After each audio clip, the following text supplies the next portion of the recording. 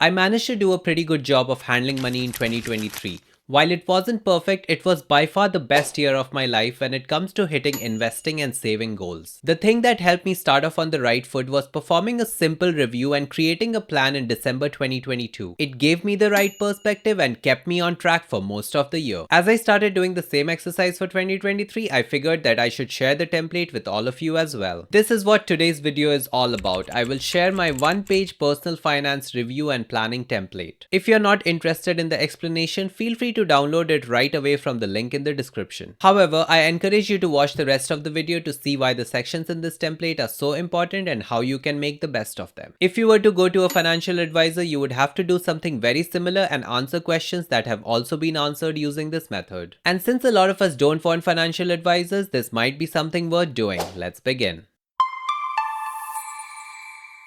Before we begin, if you have time now, feel free to make a copy of the document and do the exercise while watching this video. Okay, let's start now. The document is split into 3 sections: Year in Review 2023, Reflection and Analysis, and Planning for 2024. First up, Year in Review 2023. This section is all about numbers. Knowing your numbers is the key to having a deeper understanding of your financial situation. We often say things like, I want to make more money, I pay too much in taxes, I spend too much. You need to get over these abstract statements and know exactly what you're talking about. We start by creating a summary that provides a snapshot of your financial health. This contains total income, total taxes, and net worth. Total income helps you track your earnings and assess whether your income sources are sufficient and reliable. Total taxes helps you understand your tax obligations and see what you need to pay the government or what you might get back. Your net worth gives you a clear picture of your financial health by subtracting your liabilities from your assets. You might want to fill this out after we complete the next 2 tables. The first in that is asset breakdown. This helps you understand the distribution of your assets, which is crucial for risk management and having a strong investment strategy. Investments, savings, emergency fund, primary home are different types of assets that contribute to your net worth. Of course, you should maintain this information at a much more granular level, but remember, we are doing a one-page review. The next is liabilities. Reviewing liabilities like high interest debt, mortgages, car loans, and taxes owed helps you understand your financial obligations and plan for repayment. These sections will vary depending on your financial situation and factors such as age and situation in life. I am showing the most commonly applicable ones. The next section is current balance by account types. This will help you track the balance and performance of your different investment and savings accounts. This could include several accounts that could be crucial for your financial review and planning. For example, these can include your tax advantaged investment accounts like TFSA in Canada, Roth IRAs in the US, or others that are available in your country. Your retirement savings accounts like RRSPs in Canada, 401ks in the US, and others. Other accounts such as First Home Savings Account in Canada or whatever is applicable in your country. You also need to know how much is in your high interest savings and checking accounts. It's crucial for managing your day-to-day finances. You could also include other assets such as gold and Bitcoin. Feel free to add any other accounts that you can quantify and are more liquid in nature. Finally, we look at our expenses. Reviewing total, fixed, and discretionary expenses helps you understand your spending patterns, manage your budget, and plan for future expenses. If you have maintained the numbers for this, good for you, make a note of it. If not, estimate it to the best of your knowledge. One way to do this is by looking at the spending over the last couple of months. Once we are done with this section, we move on to section 2, that is reflection and analysis. This section is focused on thinking about your situation, money choices, and your performance over the past year. Now, don't start planning and coming up with action items right away. This is the section where you have the freedom to do whatever you want as long as you complete the exercise. However, I highly recommend answering these 5 questions. Consider this base level analysis. First, what does money mean to you? Understanding your relationship with money is fundamental to making sound decisions and setting the right goals. The answer to this can vary greatly, such as money means comfort or options or freedom or a better living standard. Make sure you frame this well for yourself. And don't worry, this answer can change from time to time depending on where you are in life. Second, did I make enough money? Assessing whether your income meets your financial needs is essential for better planning and making adjustments. Third, did I overpay in taxes? Identifying potential overpayment in taxes helps in optimizing your tax strategy and maximizing your financial resources such as tax sheltered accounts. Fourth, did I invest enough? Evaluating your investment contributions is vital for long-term financial growth and wealth building. Fifth, do I have enough savings? Ensuring that you have enough saved up for emergencies and future goals is the cornerstone for financial stability and security. Once you're done answering these, consider looking at some other important questions such as, did I make use of employer contributions towards my retirement account? Don't miss out on free money when your employer is willing to do matching contributions. How is my credit score? Understand how to get a good credit score and make sure you can work towards it. Am I carrying useless high interest debt? If you answer yes to this, it will become your primary focus in the next section where we tackle our problems. Here are some other questions you might want to consider when filling out this section. Think about your expenses and savings. Reflect on your investment decisions so far. Look at how your decisions impact those around you. Make a note of what you really need to better yourself. I also encourage you to answer this question as you're getting done with your reflections and analysis. It is important to answer this question because being in control of your finances leads to financial freedom, better decision making, empowerment, and a stress-free life. It also helps you avoid an unhealthy obsession with spending and gives you a long-term perspective when it comes to taking financial decisions. The answer to this question will make you think really hard about the choices you have made so far in life and what you're going to do going forward. Again, this section is called reflection, so feel free to reflect in a way that works for you. I like the Q&A method because it makes me think in an organized manner. But you're equally welcome to go on a walk and think about your situation and make notes based on that. Once you have done this, it's time to look ahead and think about what you want and need to do in 2024. Before that, if you are enjoying the video so far, hit like and consider subscribing to my channel. Every new subscriber has been a source of motivation. Now back to the topic. Having a clear financial plan with defined section is crucial for achieving financial success and staying on track throughout the year. Starting with your key objective. This section sets the overall goal for the year, providing a clear direction and focus for your financial decisions. It will help you prioritize your actions and ensure that your efforts are aligned with your long-term goals. Some examples of this could be increase my net worth by 30% or invest 30% of my annual income. Your goal will always be yours to define and will depend on your situation. Next up, we have our top 3 goals. These are the most important goals you must achieve during the year. By reflecting on your previous year's performance and looking for areas of improvement, you can set realistic and impactful goals. Having a limited number of goals keeps you focused and motivated to achieve them. Here are some examples. Contribute $1,000 to RRSP every month. Find one new source of income. Maximize all registered accounts. Next, we have our investment and savings goals. By setting specific goals, you can track your progress and make adjustments as needed. Some examples of this could be consistently investing $500 into the S&P 500, diversifying into Bitcoin, bonds, or gold, rebalancing my portfolio to fit my goals, increasing my emergency fund to 6 months, and so on. Next, we will make a note of our contribution limits for the year. Understanding your contribution limits for tax advantaged accounts like tax-free savings account and retirement accounts can help you reduce your tax liability and maximize your savings. By contributing to these accounts, you can grow your wealth more efficiently and faster. For example, if you are in Canada, know your numbers for these accounts at minimum. TFSA is $7,000 for 2024 plus any carryovers. RRSP will be 18% of 2023 income plus any other carryovers. And the newly introduced FHSA is $8,000 plus any carryovers from this year. Next in this section is anticipating big expenses. Planning for significant expenses allows you to save and allocate funds accordingly. By identifying and budgeting for these expenses in advance, you can avoid financial stress and make sure you have the money when you need it. So what can they look like? For example, I'm planning a trip to Alaska next year, so I'm saving $3,000 for that. One of my friends is saving for their wedding. I also know of somebody who's planning to buy a lens next year, and these can be very expensive, so he's planning for that as well. While you're setting goals and planning for the future, remember to make your goals smart. What does this mean? Let's say that your general goal is to save money. Again, this is not a very well-defined goal and is very abstract in nature. By applying the SMART method, you can convert this into a more focused goal. You can be specific by having a goal such as save $5,000 for an emergency fund. You can make it measurable and track your savings monthly to ensure that you're making progress. You should also make it achievable by ensuring that based on your income and expenses, $5,000 is a realistic goal. Make sure it's relevant to your broader financial security goals. Finally, it should be time bound. Aim to reach $5,000 within the next 12 months. And that's what a well-defined goal looks like. The last part of this section is very straightforward. You create a checklist of items that you want to start doing. On this sheet, you should start making a note of everything that you would start doing once 2024 arrives. And yes, this is going to be an ongoing list. If we look at a couple of examples like create a budget, adopt a budgeting method and app, set up a 3-month emergency fund, open my FHSA account, sign up for employer contribution plan. These can all be checked off as you start doing them. Like any other task list, you're going to miss out on a couple of things here and there, so make sure you readjust them as you go along. Always remember that a task should be a task and don't put any broad goals in your task list. That brings us to the end of the financial review and planning template. Remember, this is a one-page plan that helps us see where we are, envision the steps we need to take, and why we are taking them. You will of course need more planning than just one page. Some simple ways are to establish tracking and planning for separate buckets using various tools. You can also just use the same template and do quarterly or half-yearly reviews as you go through 2024. Before we end the video, I want to highlight some of the ways that you can ensure that you're sticking to your plan. Regularly review and update your goals and progress. Create a budget and track your spending. Use a budgeting app or a method to stay organized. Make sure you're on top of your investments, whether active or passive. Review and adjust your investment portfolios periodically. Schedule financial reviews with a financial advisor if necessary. And finally, don't give up. Even if you start falling behind or unexpected things happen, just readjust your goals and keep going. By following some best practices, you can stay on track with your financial goals and achieve them in 2024 and beyond. This is just the way I like doing things, and as you try it out, you might find that you have to switch things around to make sure it suits your needs. You will find what works best for you as you do more of these exercises. And remember, learning and understanding money and investment concepts is fundamental to your growth. As I always say, keep learning and stay on top of your finances. Until next time.